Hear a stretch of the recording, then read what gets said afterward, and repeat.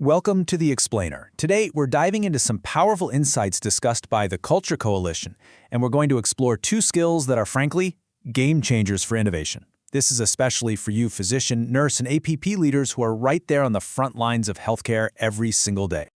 So, to get us started, let me tell you a quick story about a woman named Siobhan O'Keefe. Picture this. She's running the London Marathon, feeling good, and then at mile 8, she feels this just excruciating pain shoot up her leg. Her fibula, the bone in her lower leg, had literally snapped in two. Okay, so broken leg, more than 18 miles still left to run. What do you think she did? I mean, really, what choice do you even have in a moment like that? You're not going to believe this. She kept going for hours. On a broken leg, she ran all the way to the finish line. She was so driven by that goal that she completely ignored this massive, painful signal from her own body telling her to stop. Now, this finish line mentality, it's surprisingly common in a hospital setting, isn't it? Think about it. That new workflow you championed, that pilot project on your unit.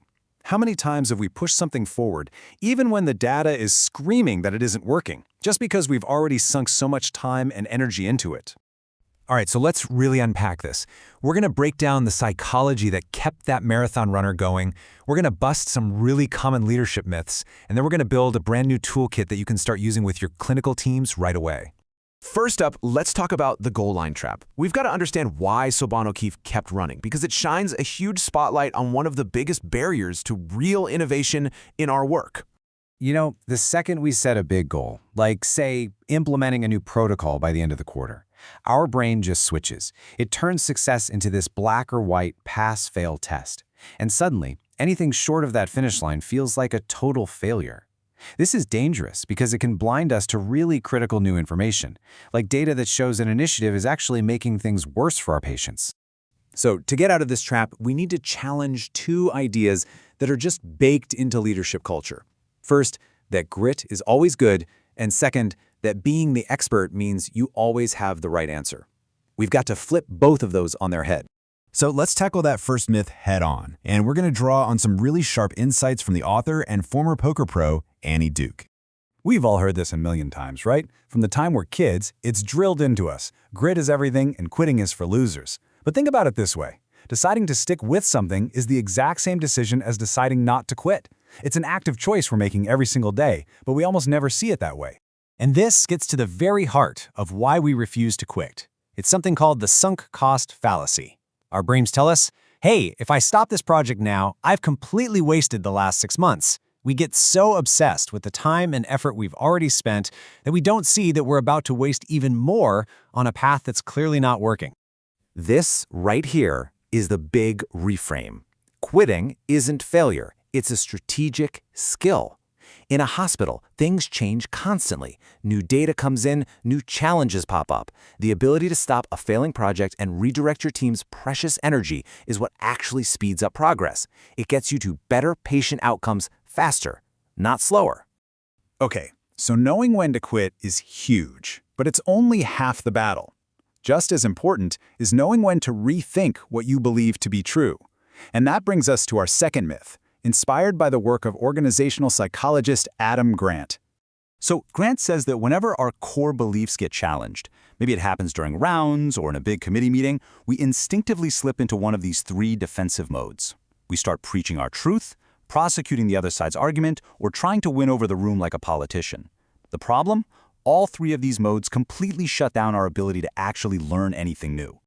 And this is the cycle that traps so many of us experts. Our experience gives us pride in our opinions, and that pride makes us look for data that proves us right, while we ignore or dismiss anything that proves us wrong. We get validated, our pride grows even stronger, and the cycle just repeats itself until pretty soon we've stopped learning altogether. So if we're all susceptible to the goal line trap, the sunk cost fallacy, and this dangerous overconfidence cycle, what's the solution?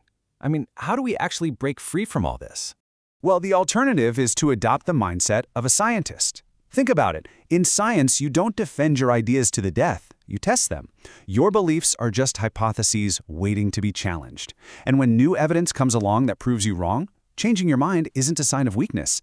It's the entire point. It is the mark of intellectual integrity. And this isn't just some feel-good theory. It has a massive impact. In one study, a group of entrepreneurs were trained to think like scientists. You know what happened? They pivoted their business strategy more than twice as often as the control group, and in 1 year, they generated over 40 times more revenue. They succeeded because they were willing to be wrong. Imagine that kind of impact on a patient safety initiative. So, the big question is, how do we start thinking like scientists while we're leading busy clinical teams on the floor? How do we actually put this into practice tomorrow?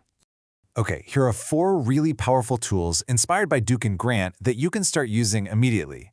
First, set kill criteria. Before you even launch a new initiative, you define the objective conditions that will force you to stop. For example, if patient wait times don't improve by 10% in 60 days, we kill the project. Simple. Second, build a challenge network. You need trusted colleagues who will poke holes in your ideas, not just a support network that cheers you on. Third, detach your identity from your ideas. Anchor your sense of self in a core value, like providing excellent patient care, not in being the person who created that one specific protocol. And finally, number 4, delay your intuition. As clinicians, our gut feelings are powerful, but for big decisions, do the rational analysis first. Use your intuition to challenge the data, not to replace it. At the end of the day, strategic quitting and active rethinking aren't just about innovation. They're about creating psychological safety, where your team members feel safe enough to experiment, to fail, and most importantly, to speak up. That's how we prevent burnout, and it's how we discover truly better ways to care for our patients. So that leaves us with one final and maybe challenging question for you to take with you.